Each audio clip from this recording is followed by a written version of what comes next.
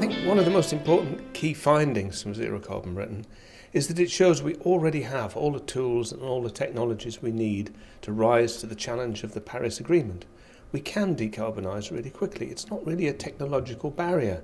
It's down to more cultural, political barriers, which is why we're doing the new research, Zero Carbon Making It Happen, to look at those barriers and look at cutting-edge academic research and real-life projects on the ground that have actually overcome the barriers and bring all of that together into one report to empower and enable citizens who are working for change.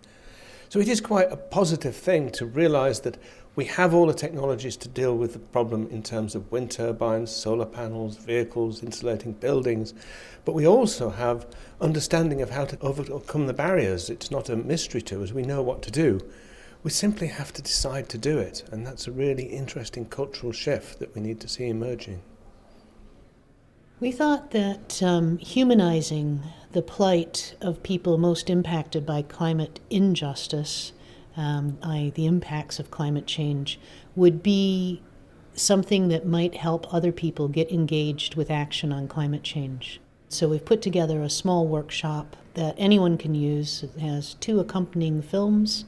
We just trialed it here today, and I think we found that people were fairly engaged with the topic and ready to do something by the time they left the workshop. The Fife Community Climate Action Network, it's been around for a while, 2008, but over the last year we managed to get funding to run a pilot to see how we can really take hold of a group of communities and strengthen the idea of a local network for the benefit of communities tackling climate change. We've managed to link in with the Fife Community Planning Partnership, which is a kind of very strategic set of strategies and policies and a forthcoming climate action plan for Fife. So we've managed to get the network involved with that process as the voice of communities working on climate change in Fife. Tower Power is an innovative community project set in an urban area to tackle fuel poverty. We buy electricity direct from the grid, and local community members can buy the electricity, and the purpose is to get it cheaper. A lot of people in Dunby Dykes have got prepayment meters, which they get a really, really bad deal from the electricity companies. They pay more, substantially more than the average.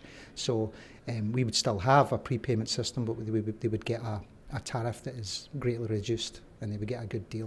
And it's going to be run by the community, for the community, of community directors that are based in Dunby Dykes.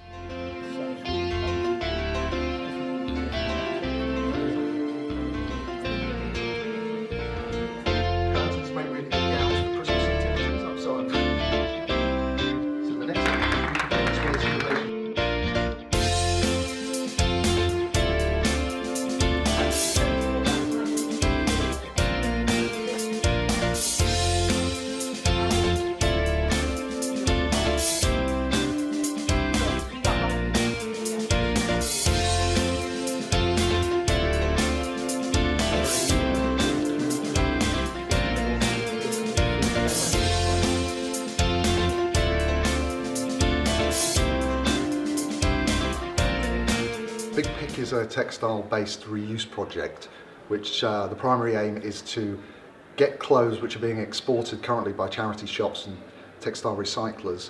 90% of the textiles that go through the waste stream or get donated to charity go out to Asia, Africa, Eastern Europe. It's to keep them within communities, to clothe people who can't afford clothing, to build resilience and provide income for local community groups.